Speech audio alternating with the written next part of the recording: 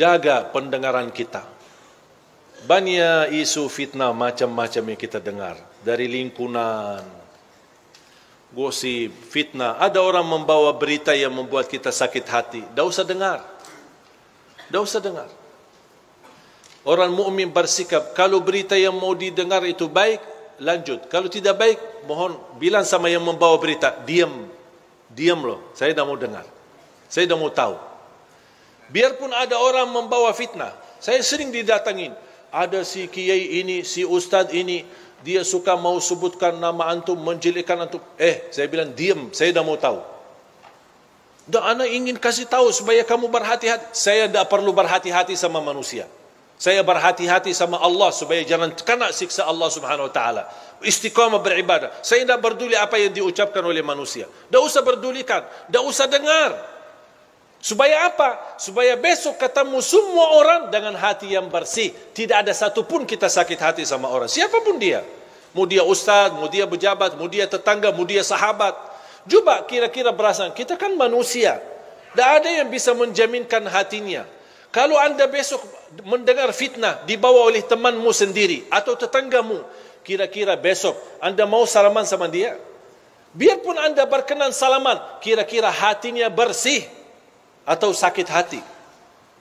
Rasul sallallahu alaihi wasallam sendiri pernah berkata, melarang sahabatnya, jangan ada di antara kalian yang membawa keburukan cerita terhadap sahabatku yang lain.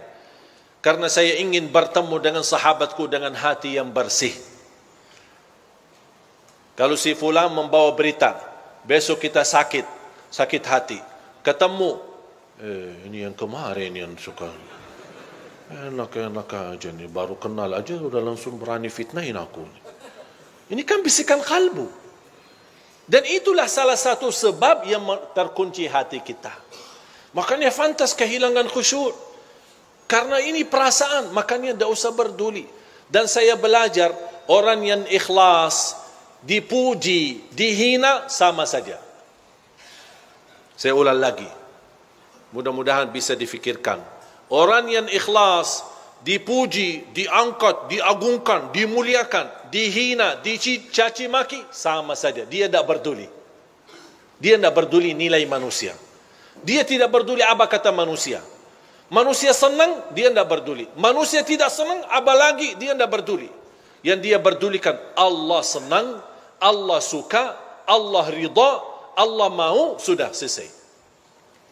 Kalau kita bisa hidup, insya Allah dengan seperti ini, insya Allah kita punya hati nurani. Akan baik sama semua orang dan selalu berbaik sangka. Jangan kita selalu bertafsir sendiri.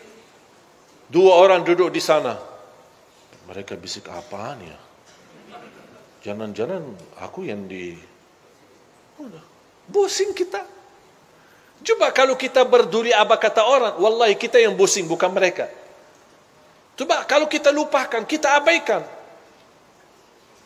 Dan saya nasihatkan. Sampai ada seorang ibu berkata, Alhamdulillah Ustaz, saya tidak pernah gosip orang, tidak pernah suka nomor orang. Tapi mohon maaf, saya suka dengar. Ya sama aja dosanya. Mendengar berita, melihat berita, caci maki, urusan orang, itu dosa semua. Tak usah berduli. Kita punya urusan sendiri. Dan selalu kita hidup dengan baik sangka. Walaupun anda melihat kawanmu yang suka di masjid, tiba-tiba masuk ke tempat maksiat, jangan anda su'uzzan. Kita tidak tahu apa yang terjadi. Mungkin dia mencari kawannya, mungkin dia mencari anaknya, yang dia dengar anaknya ada di dalam, langsung, wah, ini biasa kan yang ceramah selama ini, kok ngapain dia masuk ke situ? Langsung kita pakai tafsir sendiri, disertai dengan godaan setan, bertambah fitnah.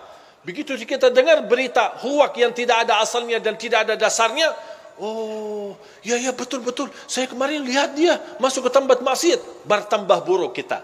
Bertambah beredar fitnah sana sini. Dan kita membawa dosanya sampai hari kiamat. Hati-hati jamaah sekalian. Makanya tutupi pandangannya. Hanya yang kita lihat tempat kebaikan, tempat masjid, majlis ta'lim, lihat Al-Quran, supaya Allah Subhanahu Wa Taala selalu membersihkan pandangan kita dari segala hal-hal yang tidak kesengajaan kita lihatnya. Insya-Allah terhapus dosanya gara-gara kita sering melihat. Makanya salah satu ulama berkata, kalau saya merasa hati mulai keras dan tertutup, saya berbanyak melihat Al-Quran.